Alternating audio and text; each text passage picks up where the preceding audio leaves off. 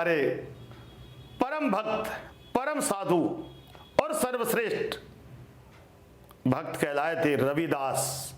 रैदास भी कहते हैं। जाति से चर्मकार थे। जूते बनाने का काम था, जूते ठीक करने का काम था।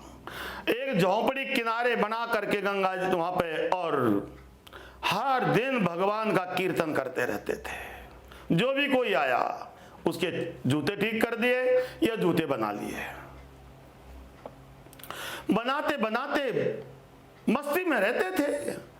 अपने आने थोड़े बहुत कुछ न कुछ मिल गया, उससे जीवन यापन मंदा जमाना था। तो उनके पास ब्राह्मण आए, दो तीन। एक ब्राह्मण ने कहा, भाई जल्दी कर दे रैदास। महाराज क्या बात, अभी बना रहा हूं, मुझे गंगा जी के दर्शन करने के लिए जाना है। गंगा के दर्शन करने के लिए जा रहे हो? महाराज एक छोटा सा काम मेरा कर देना। क्या काम है तुम्हारा? बोले गंगा माँ को मेरी भेंट दे देना। हाँ दे देंगे, तुम पहले जूते बना दो। जूते बना दिए। अब उसने ऊपर अपनी झोंपड़ी में से एक पोटली निकाली, उसको खोला, दूसरी, तीसरी, चौथी, पांचवी, 6-7 पोटली के बाद में एक पाई निकाली। पाई का मतलब होता है पाव भर, जैसे 1 किलो में 1 पाव, तो 1 पैसे का जो चौथाई भाग होता है उसको पाई कहा जाता है। तो पाई खोल करके निकाली, लेकिन यह बात जरूर कह दी, महाराज यदि गंगा मैया मांगे अपने हाथ से, अपना हाथ फैलाए, तो ये पाई देना अथवा तो वापिस ले आना। अच्छा, मुझे 10 साल गंगा जी का स्नान करते हुए हो गए, आज तक तो गंगा मैया ने मेरे से मांगा नहीं। मैं तो वहां ₹1-2 का दान करता हूं हर बार, तेरी पाई को कौन पूछने वाला है? जो इच्छा, इतने सा ध्यान रखना। तो बनियान में डाल ली, जेब रहती थी ना पहले, डाल ली अंदर। ठीक है दे देंगे, कोई बात नहीं, पागल आदमी है, गंगा जी की पाई मांगेगी। मां, ये रैदास ने पूरे जीवन में एक पाई ही कमा पाई है। मां, मैंने अपना सर्वस्व तुझे अर्पण कर दिया है। जगदम्बा, मेरे पास कुछ नहीं है, अब मेरे पास मेरे प्राण है। मैं आपको पाई समर्पित कर रहा हूं मैया, मुझे निराश मत कर देना। प्रतीक्षा करने लगे, गंगा मैया मेरी पाई स्वीकार करेगी तभी अन्न जल ग्रहण करूंगा।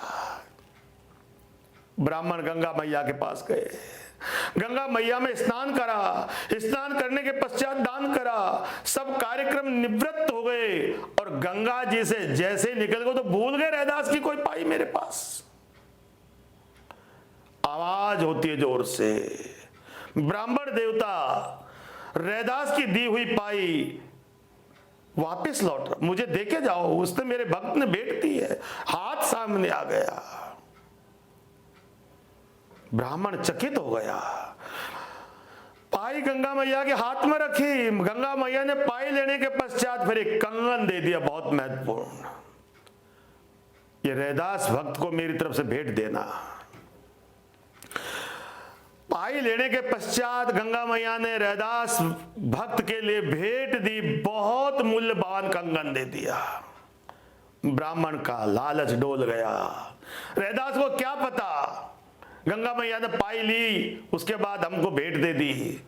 एक काम करते हैं, ये मूल्यवान है, कोई तो मूल्यवान है ही पर बहुत सुंदर है, हमें यदि इसको राजा को दे देंगे तो हमें बहुत बड़ी हमको भेंट मिलेगी, बहुत बड़ा इनाम मिलेगा।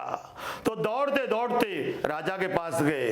द्वारपालों ने क्या कहा, द्वारपालों से कहा कि अभी हमें राजा से मिलना है। ब्राह्मणों के लिए राजा का दरबार खुला रहता था। राजा को दिया, महाराज ये कंगन आपके लिए भेंट दे रहे हम। राजा ने कंगन लेके रानी को पहना दिया। रानी ने कहा, महाराज इतना सुंदर कंगन तुम्हारे राजकोष में नहीं है, ये दूसरा कंगन मंगवाइए। एक हाथ में तो कंगन थोड़ी दोनों में पहना जाएगा। अब ब्राह्मणों की दावा निकल गई, दूसरा कंगन कहां से लाए हैं? बोले बात बताओ कहां? बोले महाराज हमारे पास नहीं है। ये कहां से लाए हो? बोले रैदास भक्त ही दे सकता है। तो राजा रैदास के पास आ गए।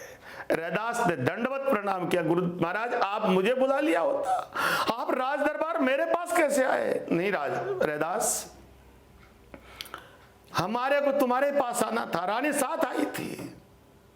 सारी घटना बता दी, इस तरह से पाई दी थी, हमको लालच आ गया, हमने रानी को दिया, रानी ने कहा दूसरी लाओ, बस इतनी सी बात।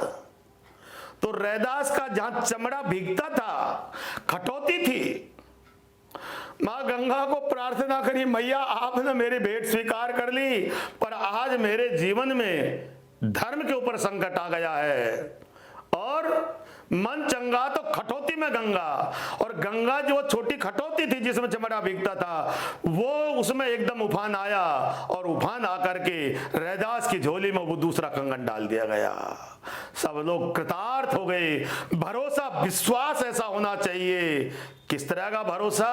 जैसे 2 साल के बच्चे को पिताजी आकाश में उछाल देते हैं और बच्चा जोर से खिलखिलाता है, उसको इतना पता है कि मेरे बाप की बाजू में इतनी ताकत है कि वो जमीन पर गिरने नहीं देगा।